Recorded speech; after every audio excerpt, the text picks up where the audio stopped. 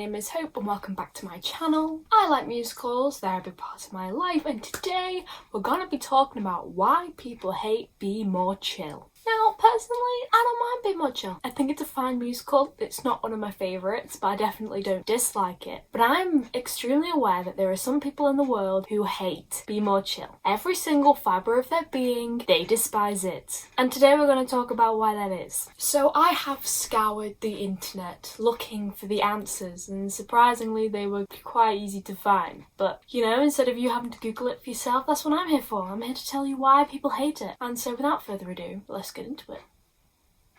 So before we get started, put your ideas in the comments. Do you like it? Do you hate it? What's your opinion? But let's get started. So the first reason, and probably the least likely reason, but I wanted to include it anyway because some people do think this, is the integrity to the book. So Be More Chill was a book written by Ned Vizzini, and this was the book that inspired Be More Chill, the musical. Now, there is not a lot of integrity to the book when it comes to character appearances, character names, and just certain things like the inclusion of certain characters, for example. And this causes a lot of dispute as to whether it provides a positive twist on the book or a negative one. Now, there are very mixed opinions on the book, but that's not because of its story necessarily. It's on the way the characters are and just the kind of book it is as a whole. So differences between the book and the musical would include Michael saying he has an afro, Brooke is much more of a minor character, the squip is overall much nicer, and Jeremy's mother is an active role in the book. I really like the character of Jeremy's mother in the book, which does make it disappointing for her to not be included in the musical. I think she serves a very nice balance between Jeremy's father and Jeremy. I think they make it a bit more of a collective family and their relationship is explored, and I think it is quite a nice element to the book. But things like the squip being nicer I think was a good change because it created more suspense within the show, and the squip's insanity is just something I like generally in this character. So I think there were good and bad reasons as to why things were changed, but yeah, there is some significant difference between the two.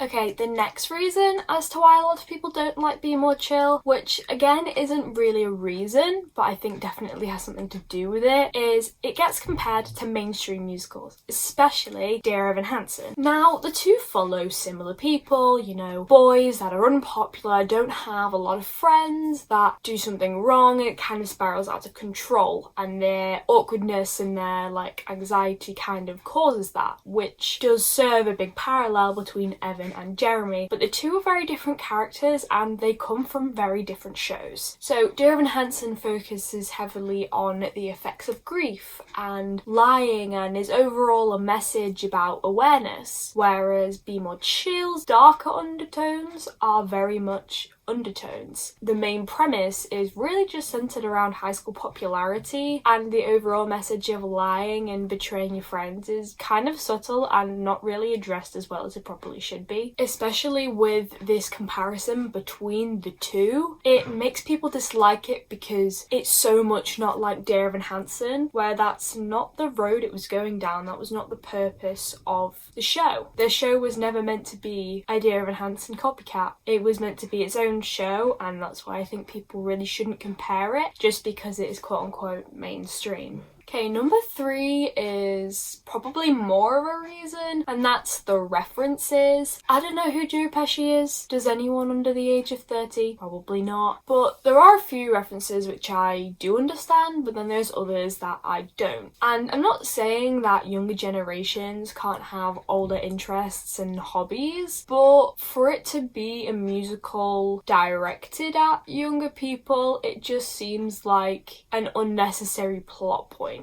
if that makes sense. Also, with that, the fact that he has older interests, also for a younger audience especially, who just don't know who these people are and don't know what these things are, if that makes sense, it really detracts from Jeremy's personality, because the whole point about Jeremy is meant to be relatable, and you not having common interests with him just kind of takes you out of that slightly. So that's also a reason as to why I think people might not like him as much, and the show as a whole. So these last two I don't necessarily agree with, but they were brought up by the same person and I thought they were interesting enough to share. So number 4 is pretty much all of the characters are bad people. Now, I didn't really realise this until this person brought it up, but it actually makes a lot of sense. You look at these characters because for the most part they are around the same age as you would have been, or maybe slightly older or slightly younger, but you either know people like that or you have known people like that. And I think it really protrudes that these characters don't have a lot of redeeming qualities. Like, for example, we like Jeremy because he's awkward and he's not popular. He's just really your average high schooler. But the reason we like Jeremy is not because he's a good person, it's because he's a relatable person. Jeremy wants what any average high schooler wants. He wants to fit in, he wants to be normal, he wants to live his life and not have to care about bullying. But at the same time, he treats people badly. He used his friend for his own personal gain and then ditched him. He went out with 2 girls at once. And throughout the show, he does pretty much anything but help. He really has to rely on other people in order to solve his problems. Like, the end of the show has really very little to do with him, and without Michael, the whole show probably wouldn't have ended the same. And I'm not saying that I hate Jeremy, because I don't, but I think this person makes a lot of sense, and I just never really thought about the fact that he wasn't a good person, because I never really had to, because I felt like I identified with him, and you never want to identify with a bad person. But yeah, he isn't a great character, you know, he isn't a great person, but there are others in the show that maybe are, but there are also some that are definitely not.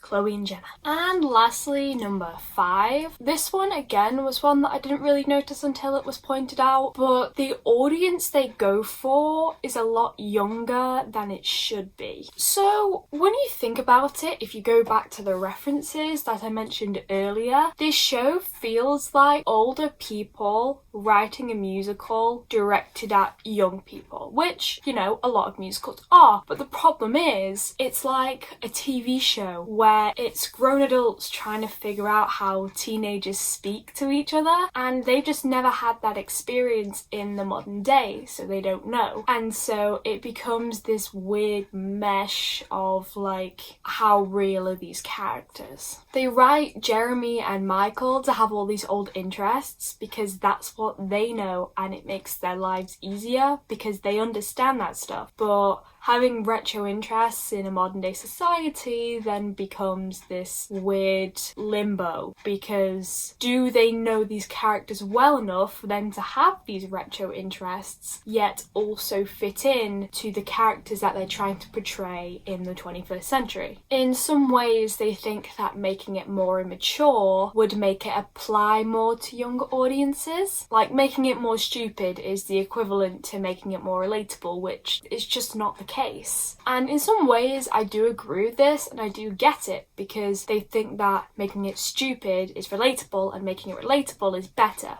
But that's just not true. And I don't agree with everything that people say, such as there is some elements to this that I don't agree with, but it's definitely opened my eyes to understand it a bit more. And that is it for the reasons why people hate Be More Chill. Now, I do agree with some of them, I don't agree with all of them, but I certainly think it's an interesting opinion to have and an interesting one to listen to. So make sure to remember to put your comments down below. Do you like Be More Chill? Do you hate it?